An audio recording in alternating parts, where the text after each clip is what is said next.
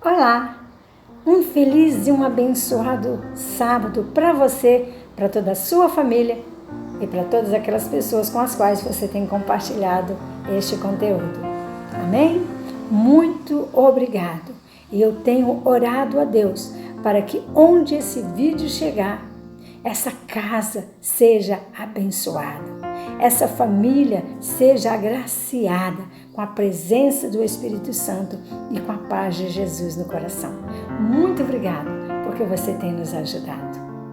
Hoje nós vamos falar alguma coisa sobre vestes manchadas de sangue. E nós vamos recordar um pouco o que diz o livro de Gênesis, lá no capítulo 3. Ali vem trazendo para nós uma história triste da desobediência de Eva e de Adão. Porque Deus tinha colocado eles ali no Jardim do Éden e eles ali tinham variadas formas de se alimentar com frutos espalhados por todos os lugares, e Deus disse que eles não deveriam comer do fruto da árvore do conhecimento do bem e do mal. Mas nós conhecemos a história e eles desobedeceram. E depois da desobediência, depois daquele pecado, eles sentiram necessidade de se esconder de Deus e de fazer para eles uma roupa para tampar a sua nudez. E diz o verso, no capítulo 3, diz que no verso 7, eles então confeccionaram roupa com folhas de figueira. Olha, com a entrada do pecado, as folhas murcham, secam, e aquela roupa seria uma roupa muito provisória. Logo eles viriam de novo a sua própria nudez. Então Deus já intercedeu. Então Deus, sacrificando um inocente animal, uma ovelha, derramando o sangue daquela ovelha, Deus então fez da pele daquela ovelha roupa para Eva e para Adão. Aquela ovelha, aquele sangue que foi derramado, já apontava para o sangue de Cristo, que era o Cordeiro de Deus que tira o pecado do mundo. Pela primeira vez, Adão e Eva viram o sangue de um animal sendo derramado. E aquela culpa, aquela tristeza de ver aquele animal estribuchando, acompanhou Adão e Eva pela vida fora. O pecado deles acompanhou eles, porque cada momento que ele olhava para as suas vestes, ele lembrava que um cordeiro tinha sido morto. Sabe? Mas Deus perdoa quando há arrependimento. E por certo, com toda a tristeza do coração, Adão e Eva, arrependidos, foram lavados pelo sangue do cordeiro que foi derramado lá na cruz do Calvário.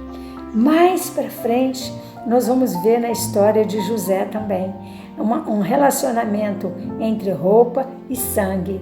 Quando José ganhou do seu pai uma túnica, e os seus irmãos então olharam e falaram: uau, é o preferido do papai.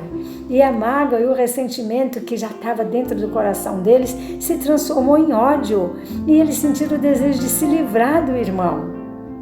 E nos diz que quando aquele irmão foi lá ao campo levar suprimento para os seus irmãos, atendendo a ordem do pai, quando eles viram José, eles disseram: ali vem o sonhador e nós vamos nos livrar dele agora.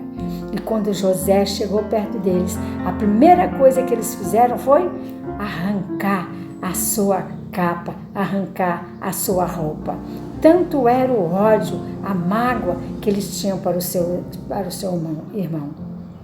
E ali eles confabularam entre eles o que fazer com José. Eles queriam matá-lo, queriam derramar o seu sangue, mas hoje houve a interferência, e eu diria assim, interferência divina, porque os planos deles eram se livrar de José, mas o plano de Deus era fazer de José alguém que iria salvar a vida dos irmãos lá no futuro. E o que foi que eles fizeram com a capa de José? Eles rasgaram a capa de José, mataram um bode e molharam aqueles retalhos, aquela capa rasgada em sangue, e foi levar para o pai e dizer: nosso irmão, o teu filho foi estraçalhado por uma fera. Aquela roupa rasgada e manchada representava o ódio, a mágoa, a inveja, o orgulho, o ciúme, tudo daqueles irmãos. Aí eu pergunto: a roupa que você veste e a roupa que eu visto representa o quê? Vejamos a seguir. Sabe, com a entrada do pecado, a vida do povo de Deus foi totalmente transtornada. Foram eles levados para o cativeiro, se tornando escravos do Egito. E uma vez sendo dirigidos por Moisés para ganhar a terra prometida, foram batalhas e mais batalhas pela frente que eles deveriam vencer.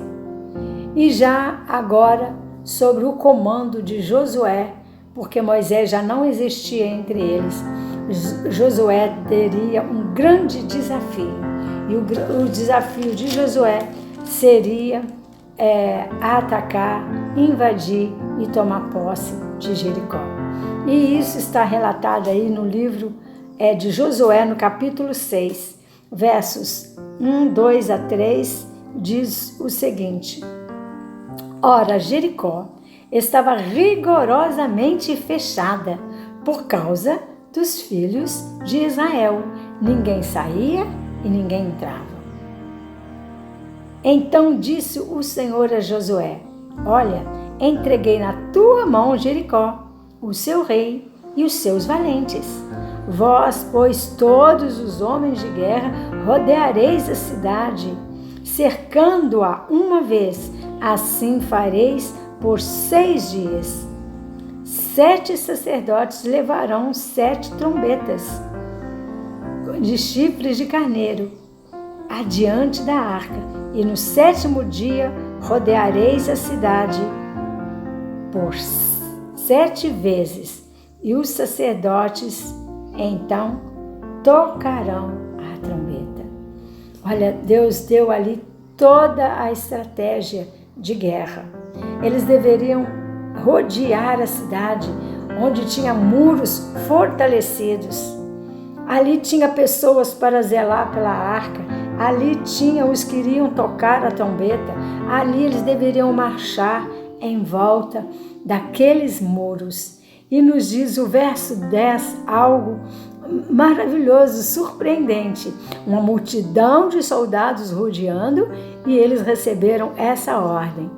Porém, ao povo ordenou Josué, dizendo: não gritareis, nem fareis ouvir a vossa voz, nem sairás palavra alguma da vossa boca, até o dia em que eu vos diga: gritai, e então gritareis. Eles deveriam rodear os muros da cidade em silêncio.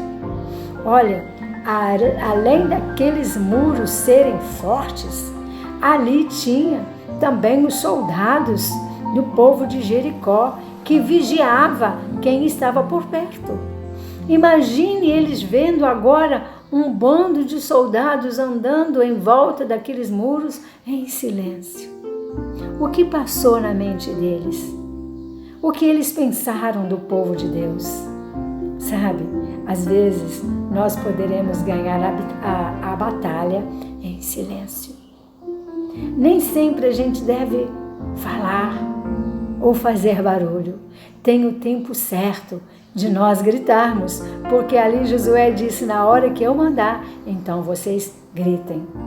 E eu diria: na hora em que Deus falar, fale, Nadir, então eu vou falar. E na hora que você receber a ordem de Deus, você também deve falar, porque muitas batalhas nós teremos pela frente. É maravilhoso quando nós obedecemos a ordem de Deus. Sabe, aí do verso 16, em diante, fala para nós algo maravilhoso ainda do capítulo 6 de Josué. Diz para nós o seguinte: sucedeu que na 7ª vez, quando os sacerdotes tocavam a trombeta, disse Josué ao povo: gritai, porque o Senhor vos entregou a cidade. Tinha a hora determinada. Agora vocês gritem, porque a cidade está nas nossas mãos. Diz o verso 17: porém a cidade será condenada, ela e tudo quanto nela houver. Somente viverá Raabe, a prostituta, e todos os que estiverem com ela em casa, porquanto escondeu os mensageiros do Senhor que enviamos. Eles enviaram ali os espias antes de pôr em prática a estratégia de guerra, e Raabe, aquela prostituta, aquela mulher que ninguém dava nada por ela, ela reconheceu neles homens de Deus, e ela então os agasalhou em sua casa. E ela então pediu a intercessão de Deus por ela e pela família dela. E Deus intercedeu por ela, e Deus salvou ela e todos que estavam dentro da sua casa. Sabe, aqui tem uma lição para nós. Às vezes nós olhamos para as pessoas e dizemos assim: está perdida. É prostituta, é dependente químico, já esteve no presídio, é agressor, bate na família, está perdida, é um caso perdido, mas não é. Quando há arrependimento, quando há confissão de pecado, quando há intercessão, Deus perdoa. E Deus perdoou aquela que era vista como prostituta, mas que com certeza, a partir daquele momento, ela consertou a sua vida, porque a sua família, que quem sabe a rejeitava, aceitou o convite: venha para dentro da minha casa, porque quem estiver aqui dentro vai ser salvo.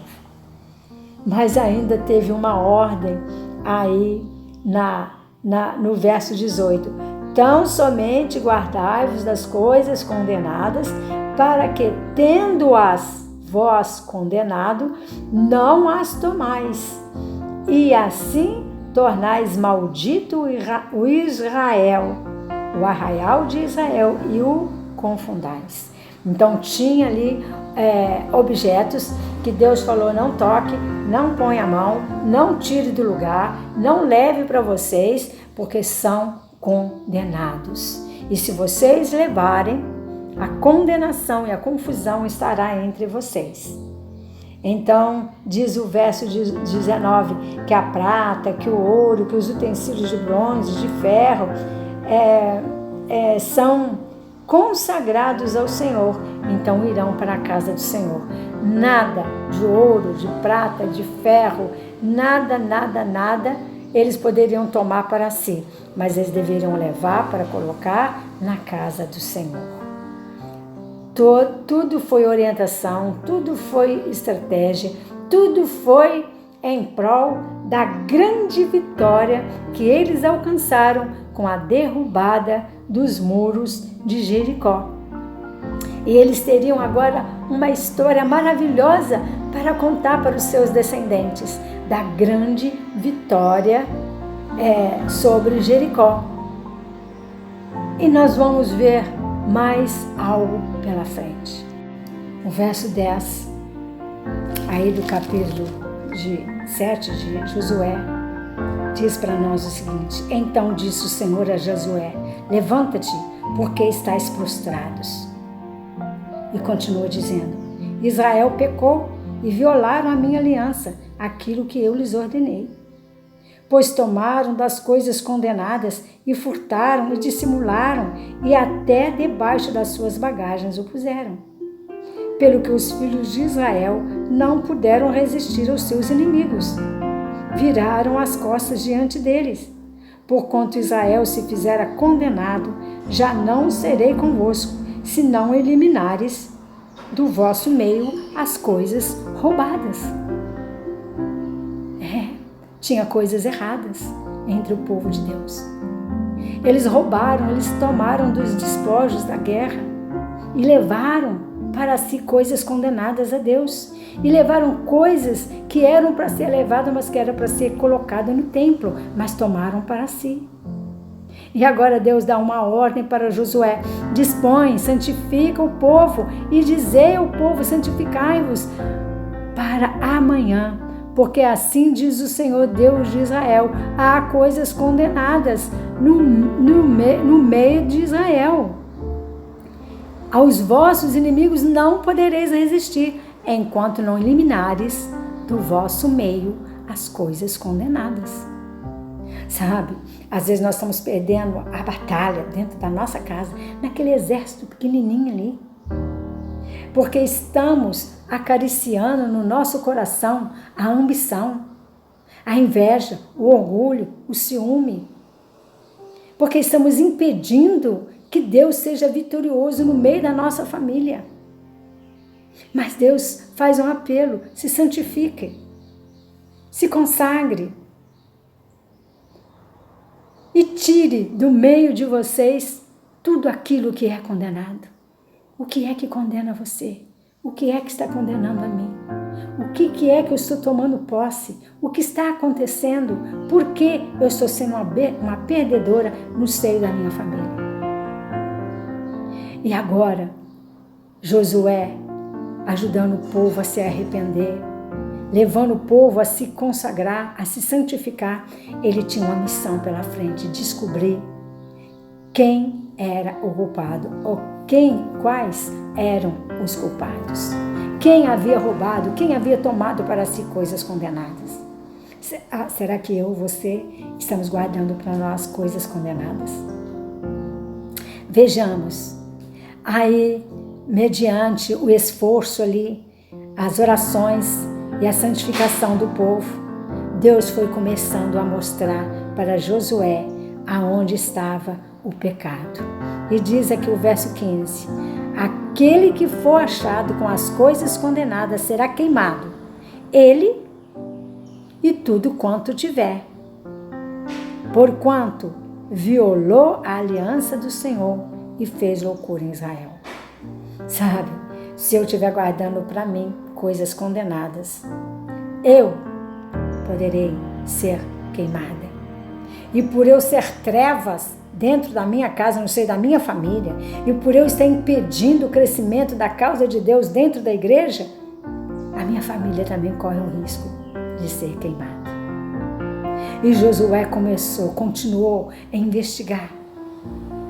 E nos diz aqui, no verso 16, na tribo de quem caiu a culpa. Então Josué se levantou de madrugada e fez chegar a Israel, segundo as suas tribos, e caiu então a culpa sobre a tribo de Judá. Era no meio da tribo de Judá que tinha o culpado, que tinha o ladrão, que tinha aqueles que eram dissimuladores. Sabe, eu estou dissimulando o quê no meio do povo de Deus?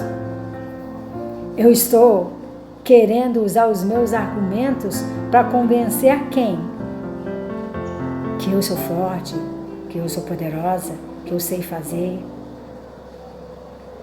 E continua nos dizendo, agora no verso 18: então disse Josué a Acã: filho meu, dá glória ao Senhor, Deus de Israel, e a ele rende louvores, e declara-me agora o que fizestes, e não me oculta. Agora a culpa caiu em Acã. E Josué falou: declara para mim, não esconda nada. Dê glória a Deus, porque Deus mostrou o culpado.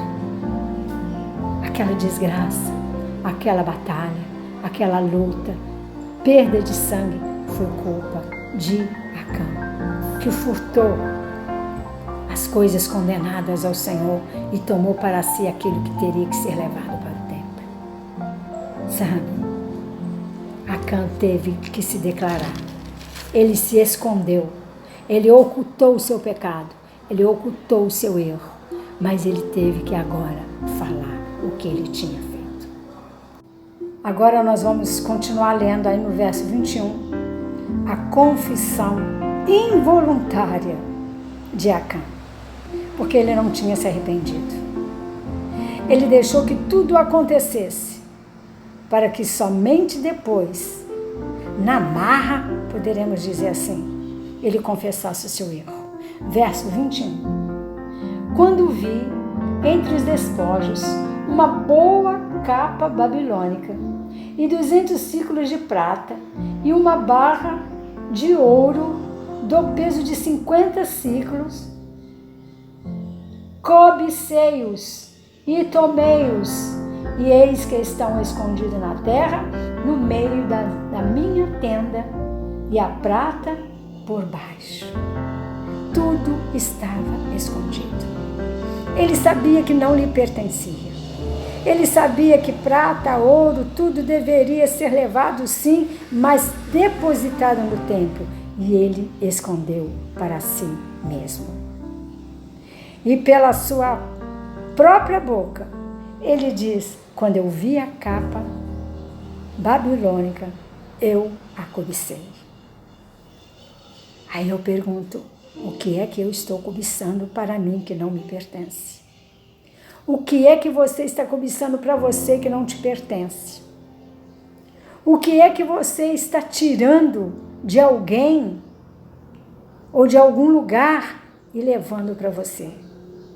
Sabe que tem pessoas que tiram até pertences da igreja e levam para si sem autorização, sem pedir e sem fazer caso que aquele objeto foi consagrado a Deus. Prata, ouro e tudo, todos os despojos de guerra em relação a esses metais eram para ser levados e entregues na casa de Deus. E uma vez entregue na casa de Deus, pertence a Deus, não é para ninguém pegar e levar para si.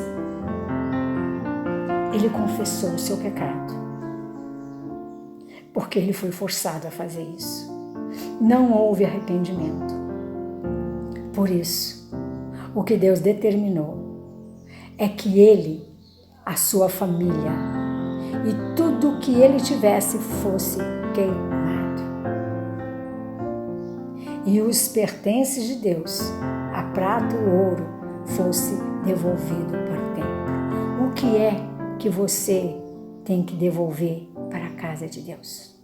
O que é que você não está devolvendo e que pertence a Deus? Sabe? Tem muita gente tomando para si aquilo que pertence a Deus.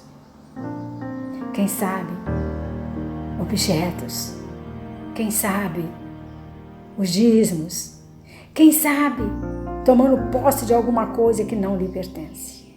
Cuidado, porque a condenação para Acã é a mesma condenação para os desobedientes.